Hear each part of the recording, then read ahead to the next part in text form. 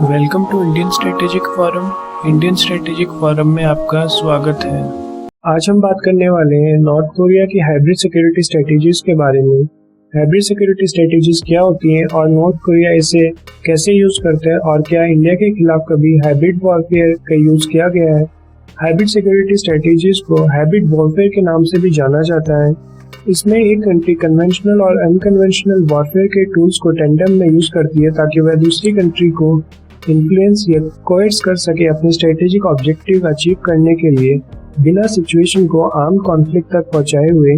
काफी countries hybrid warfare use करती है। फॉर एग्जांपल, पाक इंडिया के खिलाफ हाइब्रिड वॉरफेयर यूज करता है, नॉर्थ कोरिया यूएसए के और साउथ कोरिया के खिलाफ हाइब्रिड वॉरफेयर यूज करता है, और रशिया का यूक्रेन को अटैक कर क्रीमिया को कब्जाना 2013 के अंदर हाइब्रिड वॉरफेयर का एक बहुत ही अच्छा एग्जाम्पल था।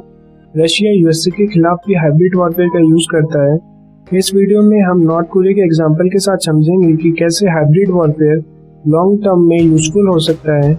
इस वीडियो में हम पहले नॉर्थ कोरिया के हाइब्रिड वॉरफेयर की स्ट्रेटेजी के एम्स को समझेंगे, फिर हम हाइब्रिड वॉरफेयर के अंदर नॉर्थ कोरिया द्वारा किए जाने वाले टूल्स के बारे में बात करेंगे, एंड लास्ट में हम नॉर्थ कोरिया की हाइब्रिड वॉरफेयर की स्ट्रेटेजी से कंक्लूजन ड्रॉ करेंगे। सबसे पहले देखते हैं नॉर्थ कोरिया के हाइब्रिड सिक्योरिटी स्ट्रेटेजीज के एम्स क्या हैं। नॉर्थ कोरिया ने हाइब्रिड सिक्योरिटी स्ट्रेटेजी का इस्तेमाल 1953 के बीच लड़े गए कोरियन वॉर ऑफ इंडिपेंडेंस के बाद स्टार्ट किया था, जब नॉर्थ कोरिया को ये पता चल चुका था कि नॉर्थ कोरिया मिलिट्री पावर से साउथ कोरिया को अपने साथ इंटीग्रेट नहीं कर सकता है as one country. Korean war में आर्मिस्टिस हो जाने के बाद, जो कि एक अनऑफिशियल पीस एग्रीमेंट था, उस समय नॉर्थ कोरिया को ये मानना पड़ा कि नॉर्थ कोरिया साउथ कोरिया को कन्वेंशनल वॉरफेयर के द्वारा हरा नहीं सकता है, क्योंकि उस समय तक साउथ कोरिया यूएसए के साथ डिफेंस अलायंस का मेंबर बन चुका था। उस समय नॉर्थ कोरिया ने एसिमेट्रिक सिक्योरिटी स्ट्रेटेजीज पर फोकस करना स्टार्ट किया ताकि नॉर्थ कोरिया साउथ कोरिया और यूएसए के खिलाफ अपने इंपॉर्टेंट एम्स को अचीव कर सके while avoiding full scale war.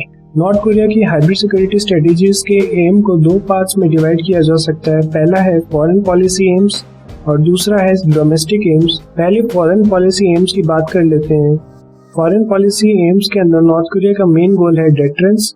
Pyongyang यानी नॉर्थ कोरिया की कैपिटल के अंदर रेजिम चेंज यानी तख्तापलट के खिलाफ एक फियर है कि फॉरेन पावर अपना स्ट्रेटेजिक एम अचीव करने के लिए तख्तापलट करवा सकती है, specially USA and south Korea. तो तख्तापलट के एफर्ट्स को डेटर करने के लिए नॉर्थ कोरिया अपने आप को एक पावरफुल मिलिट्री पावर और अनप्रेडिक्टेबल एंड डेंजरस प्लेयर के फॉर्म में डिस्प्ले करता है।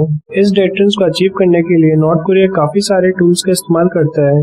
एग्जाम्पल देखा जाए तो अपनी आर्म्ड फोर्सेस के अंदर मैसिव इन्वेस्टमेंट, न्यूक्लियर वेपन्स का डेवलपमेंट, एनिमी कंट्रीज को प्रोवोक करके, जिससे नॉर्थ कोरिया ये दुनिया को बताना चाहता है कि हम एक पावरफुल कंट्री हैं और नॉर्थ कोरिया को थ्रेटन करने की कोई भी अटेम्प्ट फेल हो जाएगी और रिटेलिएशन काफी ज्यादा मैसिव होगा। ऐसे प्रोवोकेशन के द्वारा नॉर्थ कोरिया एक्चुअल वॉर को अवॉइड करता है। फॉरेन पॉलिसी एम्स के अंदर डेटरेंस के अलावा जो दूसरा मेन गोल है वो है नॉर्थ कोरिया के एनिमी स्टेट को कमजोर करना। इस केस में नॉर्थ कोरिया एक सिंपल स्ट्रेटेजी को अडॉप्ट करता है, जो कहते हैं कि हर वो हाइब्रिड सिक्योरिटी स्ट्रेटेजी जो नॉर्थ कोरिया के एनिमी स्टेट यानी यूएसए और साउथ कोरिया का वीकन करता है, वो नॉर्थ कोरिया की पावर को इंक्रीज करेगा।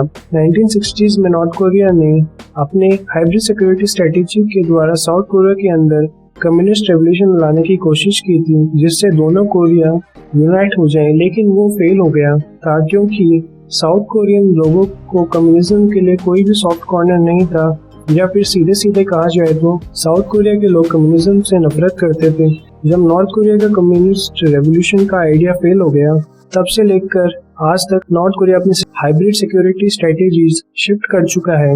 अपनी प्रेजेंट हाइब्रिड सिक्योरिटी स्ट्रेटेजी के अंदर नॉर्थ कोरिया साउथ कोरिया को destabilise as well as weaken करने की कोशिश करता है, ताकि साउथ कोरिया के कंपैरिजन में नॉर्थ कोरिया की रिलेटिव स्ट्रेंथ इंक्रीज हो सके।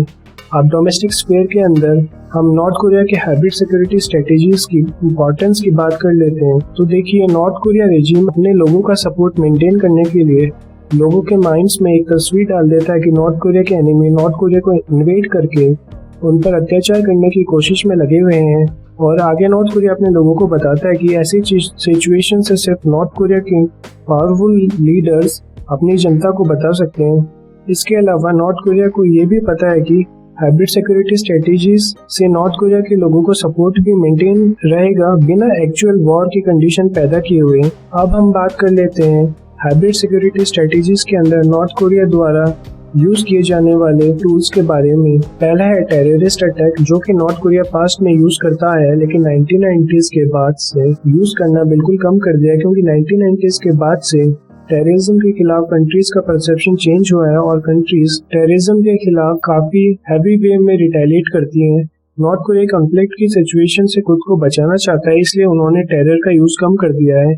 नॉर्थ कोरिया के द्वारा पास्ट टेररिज्म एक्टिविटीज की बात की जाए तो 1968 में नॉर्थ कोरिया स्पॉन्सर्ड टेररिस्ट ने साउथ कोरिया के प्रेसिडेंशियल पैलेस पर अटैक किया था और 1974 में नॉर्थ कोरियन टेररिस्ट ने साउथ कोरिया के प्रेसिडेंट पे अटैक किया था, जिनमें उनकी वाइफ की डेथ हो गई थी। ये सब नॉर्थ कोरिया अपनी हाइब्रिड सिक्योरिटी स्ट्रेटेजी के अंदर यूज करता आया है। दूसरा है साउथ कोरिया और जापान के लोगों को किडनैप कर लेना, जिसका मेन एम होता है कि किडनैप किए हुए लोगों से नॉर्थ कोरिया स्पाइस को ट्रेनिंग दी जा सकती है या फिर उन्हें मार कर नॉर्थ कोरियन स्पाइस किडनैप लोगों की आइडेंटिटी लेकर साउथ कोरिया और जापान में एंटर हो सकते हैं। कुछ केसेस में तो साउथ कोरिया के मूवी डायरेक्टर और एक्टर्स को भी किडनैप कर लिया जाता है ताकि नॉर्थ कोरिया की फिल्म इंडस्ट्री को बूस्ट किया जा सके। तीसरा टूल है to murder defectors and exiles in abroad.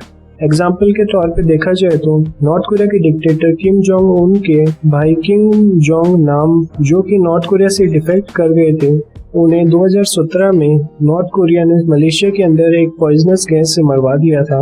ये किया जाता है ताकि नॉर्थ कोरियन एलाइट और मासेस के मन में डर बैठाया जा सके, अगर उन्होंने ऐसी कोई हरकत की तो उनका भी यही हश्र होगा।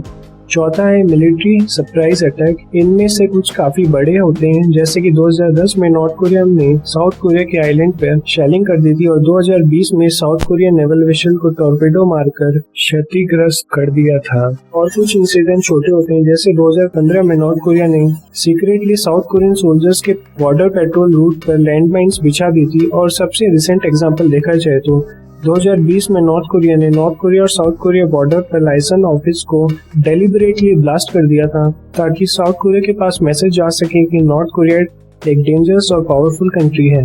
पांचवा और सबसे नया टूल है साइबर वॉरफेयर। 21st सेंचुरी की स्टार्टिंग से नॉर्थ कोरिया पर इल्जाम लगते आ रहे हैं कि नॉर्थ कोरिया ने साउथ कोरिया के बैंक्स, मीडिया ऑर्गेनाइजेशंस पर काफी ज्यादा साइबर अटैक किए हैं और इनका मेन एम होता है साउथ कोरिया को डिस्टेबलाइज और वीकन करना। आगे बात करते हैं नॉर्थ कोरिया की क्लेवर स्ट्रेटेजी के बारे में। नॉर्थ कोरिया अपनी हाइब्रिड सिक्योरिटी स्ट्रेटेजीज को उस लिमिट तक कंडक्ट करता है जहां तक नॉर्थ कोरिया को पास्ट एक्सपीरियंस के बेसिस पर पता है कि साउथ कोरिया उस सिचुएशन को एस्केलेट नहीं करेगा जिससे सिचुएशन एक वॉर का रूप ले जाए। नॉर्थ कोरिया को इस बात का एहसास है कि अगर नॉर्थ कोरिया और साउथ कोरिया के बीच में वॉर होता है तो पूरे चांसेस है कि साउथ कोरिया नॉर्थ कोरिया को डिफीट कर देगा। इसलिए नॉर्थ कोरिया की hybrid security strategies south Korea के खिलाफ इस तरह से सिंक्रोनाइज की जाती है ताकि कोई वॉर स्टार्ट ना हो जाए। नॉर्थ कोरिया एस्केलेशन को इंक्रीज होने से रोकने के लिए डिनाइबिलिटी का सहारा लेता है, यानी नॉर्थ कोरिया किसी इंसिडेंट की रिस्पॉन्सिबिलिटी लेने से मना कर देता है ताकि नॉर्थ कोरिया के खिलाफ इंटरनेशनल रिस्पॉन्स को रिस्ट्रिक्ट किया जा सके। अब बात करते हैं नॉर्थ कोरिया के आखिरी प्रोवोकेटिव टूल के बारे में, यानी न्यूक्लियर वेपन्स, जिससे नॉर्थ कोरिया हाइब्रिड सेंस में भी यूज करता है। इस बात का अंदाजा इस बात से ही लगाया जा सकता है कि जब नॉर्थ कोरिया के न्यूक्लियर वेपन्स रेडी भी नहीं हुए थे, उस समय से नॉर्थ कोरिया अपने एनिमी कंट्रीज को न्यूक्लियर वेपन से थ्रेटन करता है, मेनली टू डेटर देम, जो कि इंटरनेशनल रिलेशंस में नॉर्थ कोरिया को मैन्यूवर करने के लिए ज्यादा स्पेस प्रोवाइड कर पाते हैं। लास्ट में कंक्लूड किया जाए तो देखिए, हाइब्रिड सिक्योरिटी स्ट्रेटेजीज का फिनोमेना नया नहीं है, इसे दूसरी कंट्रीज भी काफी पहले से यूज करती आ रही हैं। फॉर एग्जांपल, पाकिस्तान इंडिया के अगेंस्ट 1947 के वॉर से आज तक हाइब्रिड वॉरफेयर को एज ए टूल यूज करता आ रहा है, लेकिन 1971 की ह्यूमिलिएटिंग डिफीट के बाद पाकिस्तान ने हाइब्रिड वॉरफेयर को इंडिया के अगेंस्ट अपना मेन मोड ऑफ वॉरफेयर बना लिया है rather than conventional and kinetic response, जिससे पाकिस्तान इंडिया को हर्ट करता है लेकिन इसी के साथ सिचुएशन को एक्चुअल वॉरफेयर में एस्केलेट होने से बचा लेता है। फाइनली नॉर्थ कोरिया का केस शो करता है कि हाइब्रिड वॉरफेयर सिर्फ मेजर प्लेयर लाइक रशिया ही नहीं, लेकिन small countries like North Korea and Pakistan भी यूज कर सकते हैं to deter and provoke bigger enemy, बिना एस्केलेशन को आर्म कॉन्फ्लिक्ट तक ले जाए हुए।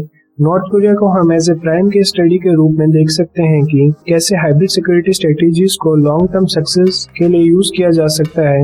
एनिमी कंट्री द्वारा इन हाइब्रिड सिक्योरिटी स्ट्रेटेजीज या हाइब्रिड वॉरफेयर को काउंटर करना भी काफी डिफिकल्ट होता है। आपको क्या लगता है? कमेंट सेक्शन में बताइएगा। मिलेंगे नेक्स्ट वीडियो में। जय हिंद।